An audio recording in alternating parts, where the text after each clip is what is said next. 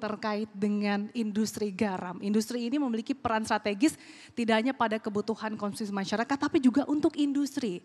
Nah sebelum Anda menjelaskan lebih lanjut bagaimana untuk mewujudkan berbagai hal untuk bisa meningkatkan produktivitas, kualitas, boleh digambarkan Pak seberapa signifikansi peran industri garam untuk swasembada pangan tanah air? Silakan. Baik, terima kasih Mbak Andi. Jadi tadi kita sudah banyak mengikuti apa yang disampaikan oleh para pembicara. Semuanya bicaranya adalah potensi-potensi, kesempatan dan kesempatan. Nah, kalau kita berbicara lebih spesifik tentang garam, kita melihat dari demografi kita saja Indonesia. Bahwa panjang garis pantai kita terpanjang nomor 2 di dunia, 18.000 kilometer. 17.000 pulau, 70% laut di Indonesia. Lah, kalau kita bicara garam, garam itu dari mana di Indonesia? Dari laut. Sehingga ini satu potensi yang besar, yang merupakan satu anugerah yang tentunya bagaimana kita bisa memanfaatkan potensi ini. Dan kalau kita kaitkan tentunya dengan astacita Bapak Presiden dan Wakil Presiden sekarang bahwa bagaimana kita memantapkan pertahanan, sistem pertahanan keamanan, mendorong kemandirian bangsa melalui apa? Melalui yang ini kita bicara swasembada pangan, swasembada energi, air, bicara ekonomi hijau, bicara tentang ekonomi kreatif, ekonomi biru. Kalau sudah ekonomi biru tentu kita seperti yang tadi disampaikan bicara tentang kelautan yang luar biasa punya potensi yang sangat luas. Nah garam ini di Indonesia tadi juga sudah disinggung Mbak Andi sedikit bahwa kehidupan kita semua tidak terlepas dari garam. Kalau dari data yang kita dapat dari Kementerian Kesehatan per orang kebutuhannya adalah 3 gram garam per hari. Kalau data WHO 5 gram per orang per hari. Kalau kita kalikan dengan jumlah penduduk ya kurang lebih kita ambil 284 juta. Kurang lebih 500 ribu ton garam konsumsi saja. Belum kita bicara garam industri, belum kita bicara garam farmasi, garam pangan dan lain-lain. Jadi sangat luar biasa. Sehingga potensi yang ada di Indonesia ini bagaimana kita eksplor, kita manfaatkan, kita berdayakan agar supaya kita menjadi tuan rumah di negara kita sendiri. Dan saya melihat bagaimana kebijakan pemerintah saat ini mendorong kita industri. Bukan hanya PT Garam, tetapi seluruh pelaku-pelaku industri. Ayo kita bersama-sama memanfaatkan potensi ini, melakukan investasi untuk mendorong pemanfaatan potensi laut yang ada menghasilkan garam untuk kebutuhan kita sendiri. Dan mungkin untuk menjadi tuan rumah sendiri makanya betul, pemerintah untuk menjadi tuan rumah di negara kita sendiri. Indonesia bisa swasembada garam ya Pak dalam beberapa tahun ke depan. Mbak. Sebelum kita bahas lebih lanjut saya akan ke Pak Saud terlebih dahulu. Pak Saud tadi Pak Wamen juga sempat mention bahwa tuna ini merupakan salah satu blue chipnya perikanan Pak. Boleh digambarkan bagaimana kondisi industri tuna saat ini, kemudian dari segi kapasitas produksi dan juga potensi permintaannya seperti apa sih? Makasih Mbak Andi. Jadi kalau kita perhatikan, saya mau ambil data terkini yang ada di portal data KKP. Tahun 2023 total produksi kita itu 13,7 juta ton. Tentu ada dari perikanan budidaya dan ada sekitar 7,8 juta ton dari usaha penangkapan. Berapa tuna, cakalang dan tongkol?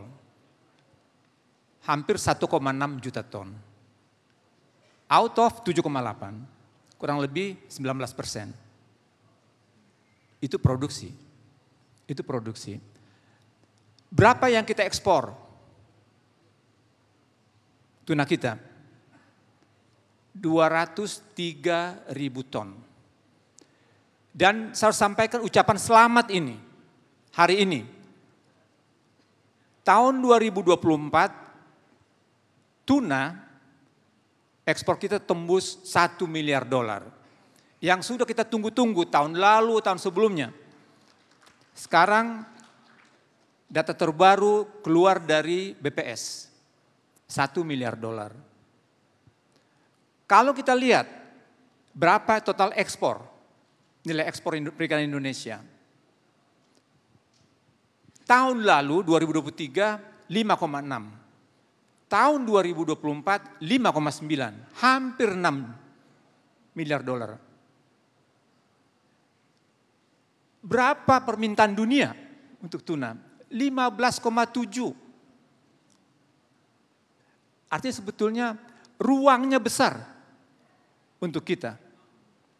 Dan pernah 2014, 2015, 2016 Indonesia itu adalah eksportir tuna segar terbesar di dunia. Itu terutama ke Jepang. Artinya kalau kita lihat angka-angka itu, dan tadi Pak Wamen menjelaskan mengenai besarnya potensi kita. Tentu kita sekarang adalah bagaimana kita menyusun bersama-sama pemerintah, duduk bersama. Kita bangun dialog, dukungan, kebijakan, dan regulasi. Dari hulu ke hilir. Dari hulu ke hilir. Dan saya senang tadi Pak Menko dan juga Pak Wamen memberikan gambaran-gambaran bagi kita yang menyejukkan bagi dunia usaha. Karena dukungan regulasi, dukungan kebijakan itu sangat menentukan. Sekarang ini yang paling mengkhawatirkan bagi kita di usaha penangkapan tuna, dan saya pikir juga perikanan secara umum adalah arah kebijakan pemerintah. Di media sering kita lihat dalam berbagai sektor soal konsistensi kebijakan. Tadi Pak Menko sudah menyebut cukup panjang mengenai itu. Ruwetnya, ya kan? Saya mau ambil satu contoh ini terkait dengan hilirisasi. Saya sekaligus menyampaikan karena tidak selalu di Kementerian Teknis selaku pembina utama. Hilirisasi misalnya begini. Indonesia itu tuna sudah sampai dengan di loin, kalau dulu whole round, utuh diekspor dengan kepalanya sampai ekornya. Sekarang sudah sampai dengan loin saku yang tidak perlu dipotong-potong di restoran dan di rumah. Tapi Jepang bilang begini, kami mau sudah dengan bumbunya. Pakai soyu, kecap, rasa, aroma Jepang. Nah, impornya ini bukan di KKP, tapi Badan POM. Nah, sekarang kita tanya pelaku usaha, kenapa harus diekspor loin saku itu ke Vietnam? Di Vietnam tuh gampang sekali dia dapatkan apa saja. Diimpor dari mana-mana. Itu barangkali tantangan kita. Kalau kita lihat ke depan. Hilirisasi sudah sangat jauh kita. Dari sisi produk ya. Tapi begitu kita makin masuk ke dapurnya konsumen, permintaan itu semakin mengerucut kan. Minta kecapnya yang begini. Dan tentu harus sesuai dengan permintaan pasar. Pasar minta apa, ya kita harus sediakan. Kalau enggak, ya kita pergi ke tempat lain. Kan gitu, out of the game. Nah artinya memang kita harus duduk sama-sama ini. Jadi tidak selalu di Kementerian Teknis, tapi dukungan KL ini. Duduk kita sama-sama. Saya senang dari tadi saya senang, saya puji Pak Menko tadi. Semua bisa, yang kebijakan begini-begini bisa didudukkan. Dan saya harus menyampaikan di awal ini bahwa dialog kita harus bangun terus. Tantangan kita sangat besar, tapi kalau dialog kita bangun, kita duduk sama-sama, saya pikir tidak ada yang tidak bisa kita selesaikan. Tapi kita terbuka untuk dialog, kemitraan dan seterusnya. Nah barangkali sekedar awal barangkali itu ya. Oke, tapi Pak kalau mungkin kita berandai-andai, kalau di Norwegia kan punya salmon. Kira-kira untuk mewujudkan Indonesia punya tuna, ini masih jauhkah atau sebenarnya sudah di depan mata langkah kita Pak? Ya jadi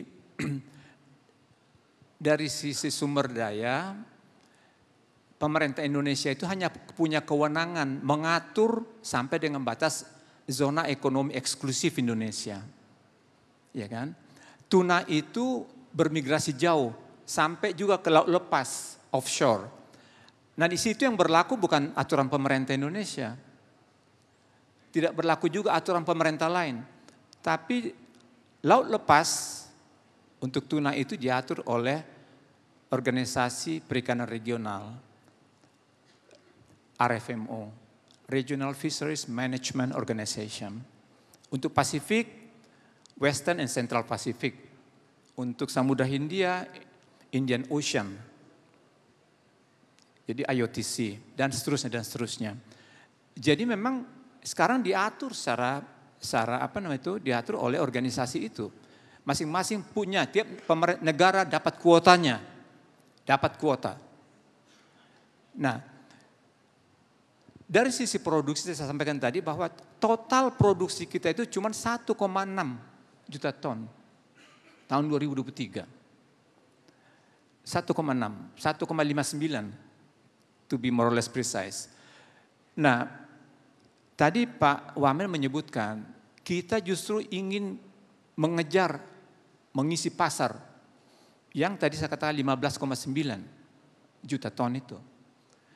Beliau menyampaikan kebijakan pemerintah kita melakukan tuna farming, penggemukan tuna. Tadi beliau sebutkan ada 3 tempat sementara waktu, kerjasama dengan Turki dan seterusnya. Saya pikir ya itu yang harus kita upayakan. Sekarang ini tidak bisa kita genjot begitu saja menangkap dari laut.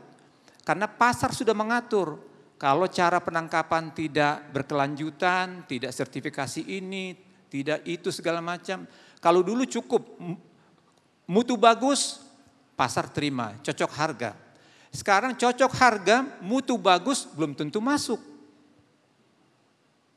Banyak skema sertifikasi yang harus kita penuhi, yang harus kita miliki. Kan gitu. Saat ini, kemarin berakhir namanya Boston Seafood Show di Boston, di Amerika Serikat. Saya ikut by Zoom kemarin malam, tanggal 17 hari Senin malam. Namanya itu Seafood Task Force. Dia membuka dapurnya Thailand, dia buka dapur bagaimana usaha penangkapan di Vietnam, Taiwan, dan seterusnya. Dan dia bilang perbaiki ini. Walaupun mutunya high grade, harga cocok, yang tadi tuh dicek bagaimana soal ABK.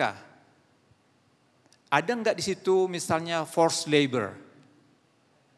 Ada enggak di situ misalnya child labor? Ada enggak human trafficking? Dan seterusnya dan seterusnya. Itu aspek sosial, belum urusan ikannya. Baru urusan siapa yang di atas kapal. Sampai sebegitu jauhnya. Kita tadi kan masih berbicara bagaimana meningkatkan produksi, lalu bagaimana soal lingkungan. Di pasar sudah lebih jauh lagi soal sosial. Iya kan? Jadi artinya memang inilah sekarang suasana di mana kita berada yang memang kita harus, dan itu baik. Ya. Artinya itulah dunia kita sekarang ini, ke arah itu kita harus bergerak. Kalau tidak, ya kita harus keluar dari pasar. Nggak ada pasar yang mau terima kita gitu. Okay. Saya senang ada Pak James di sini yang banyak bergerak di dunia usaha penangkapan dan saya pikir inilah tantangan kita bersama. Oke, terima kasih Pak Sol sudah memberikan gambaran. Selanjutnya saya akan ke Pak TB. Tadi Pak Wamen juga sempat mengatakan kalau budaya perikanan ini sokok gurunya nih Pak. Lalu bagaimana nih upaya Anda selaku Dirjen Budaya Perikanan supaya bisa menggenjot budidaya perikanan sehingga bisa menopang kemandirian pangan melalui sektor kelautan dan perikanan ini. Silakan Pak TB. Ya, makasih Mbak Andi, Ibu Bapak sekalian untuk bisa menjawab apa yang disampaikan oleh Mbak Andi tadi begitu. Saya ingin tampilkan di slide 4 ya. Sebetulnya bagaimana kegiatan budidaya dan seterusnya ini ada di slide ini kalau saya lihat ya. Tadi pagi saya coba membuat. Jadi Mbak Andi, perikanan budidaya saya coba buat kotak-kotak begitu sehingga kita bisa memahaminya dengan baik.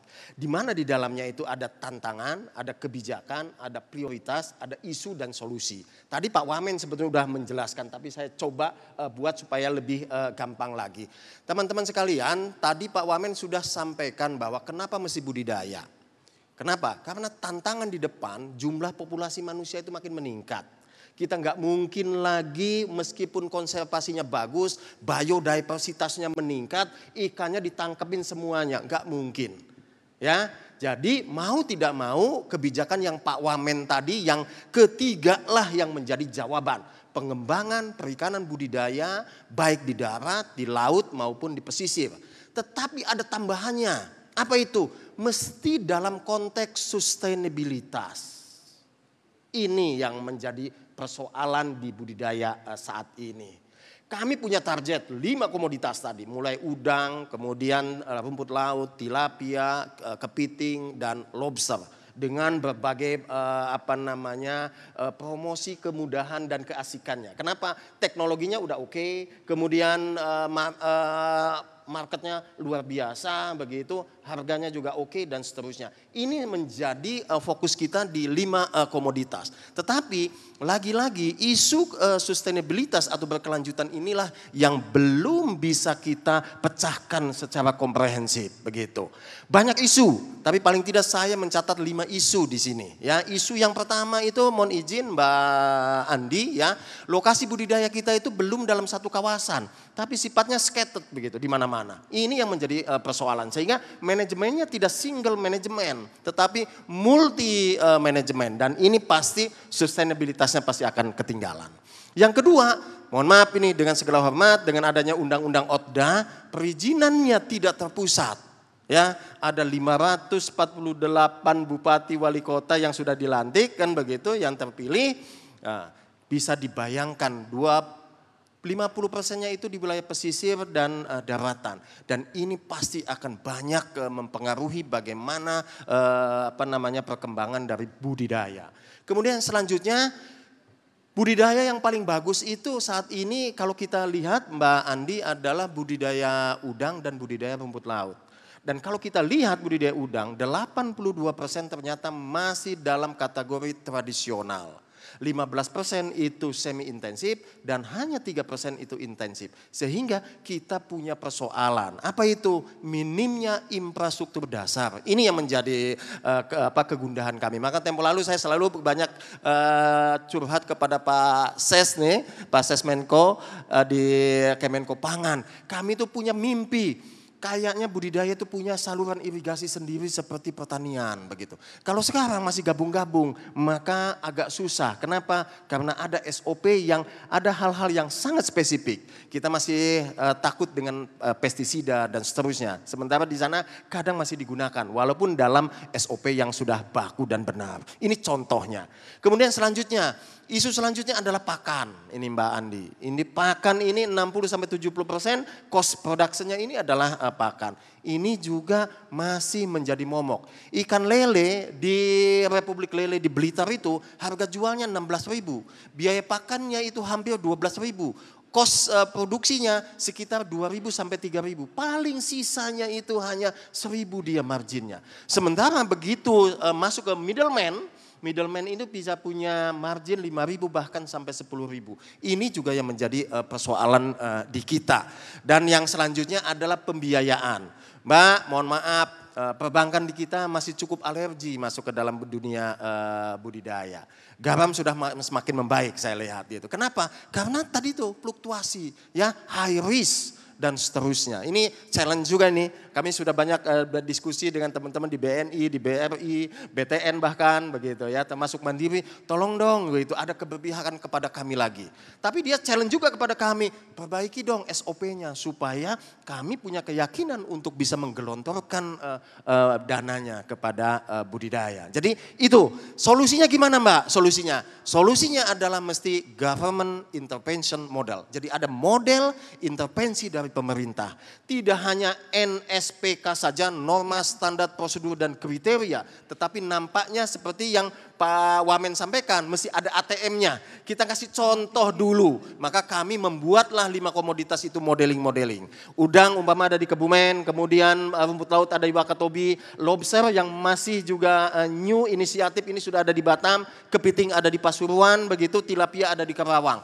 Harapannya apa? Ini kemudian bisa menjadi pemicu kepada pembudidaya yang lain untuk bisa mencontoh bagaimana tata kelola budidaya yang baik dan benar. Ada intake-nya, ada outtake-nya, ada tandonya, ada ipalnya bahkan. Sehingga tidak ada persoalan dengan isu lingkungan. Konsep blue ekonominya KKP itu adalah bagaimana kita mengedepankan ekologi sebagai panglima. Kalau ekologinya itu sudah dibenahi dengan baik, maka kami punya keyakinan keekonomiannya ini pasti akan ngikut dengan baik pula. Begitu. Tidak hanya memikirkan ekonomi saya, tapi bagaimana berdampak pada keberlanjutan ya Pak TB. Betul, kalau baik. sudah berkelanjutan Ya. maka ujungnya adalah aquaculture well farmnya pasti akan meningkat. Terima kasih Pak TB. Saya kan ke Pak Abraham. Pak Abraham singkat saja, tadi di awal kita sudah sempat berdiskusi sedikit terkait dengan swasembada garam. Lalu bagaimana upaya PT Garam untuk bisa mewujudkan swasembada garam ini dan bagaimana PT Garam memastikan bahwa kualitas garam yang diproduksi dalam negeri ini tidak kalah bersaing dengan garam impor. Silakan Pak Abraham. Baik, kalau tadi saya sudah bicara potensi, sekarang kita melihat lebih ke dalam lagi. Bagaimana keberadaan PT Garam? Kalau saya mau cerita, kita punya produksi, kita sebut bahan baku dan kemudian kita punya pabrik olahan. Kalau kita bicara bahan baku, kita punya ladang garam yang ada di Madura yang tersebar dari Sampang sampai Sumeneb, ada kurang lebih 4.100 hektar. Ya, itu bisa menghasilkan berapa? Bisa menghasilkan kurang lebih 350.000 ton. Bicara cukup enggak? Enggak, masih kurang, sangat jauh. Apa yang harus kita lakukan? Kita harus melakukan yang namanya intensifikasi, seperti apa yang tadi disampaikan. Apa itu? Kita lakukan modernisasi, optimalisasi lahan kita, agar ladang kita itu yang tidak produktif menjadi produktif. Menjadi berapa? Menjadi lebih dari 4.000, berapa jadinya? 5.000 lebih hektar. Bisa menghasilkan berapa? 100 ton per hektar. Ya, sehingga kapasitas kita akan naik menjadi 500.000 ton per hektar. Kalau kita bicara neraca garam nasional sekarang ini, berapa sih kebutuhan garam nasional? 4,7 juta ton per tahun.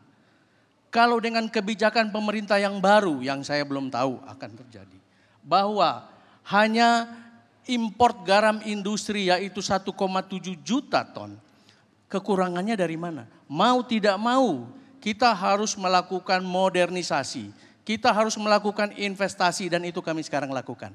Kita akan melakukan investasi pembangunan pabrik di Segoromadu. Kita bekerja sama dengan KKP akan membangun ladang garam baru di Sabu, Raijua di NTT. Yang lahannya kurang lebih 1.000 hektar. Di Bipolo kurang lebih 1.000 hektar. Ada sekitar 2.000 hektar. Berapa kapasitas garam yang bisa diproduksi? Ya kurang lebih 400 sampai 500 ribu ton. Sudah cukup? Belum. Makanya ayo semua para pelaku usaha kita bersama-sama memanfaatkan potensi yang ada di sini. Agar hilirisasi ini sangat cepat. Karena kalau kita bicara tadi neraca nasional garam kebutuhan 4,7 ya, kalau kita bisa memenuhi 3 juta ton itu dari mana? Dari garam rakyat, mudah-mudahan bisa sampai 2 juta atau 2.500.000. Ada dari PT Garam kurang lebih 500 atau 600 ribu ton dan dari investasi-investasi lain yang akan membangun ke garam di Indonesia sehingga mudah-mudahan kita bisa memenuhi potensi kebutuhan garam di Indonesia kurang lebih 4,7 juta ton. Ini potensi yang besar yang harus kita ambil untuk kita mandiri. Potensinya cukup besar tapi masih banyak tantangan yang banyak perlu tantangan diadres apalagi lagi. kita bicara kualitas. Iya. Ya. Kalau kita bicara kualitas kita bicara teknologi. Banyak teknologi yang kita bisa pakai untuk menghasilkan yang NaCl-nya tinggi, MgCA-nya yang rendah dan lain-lain untuk kebutuhan garam pangan.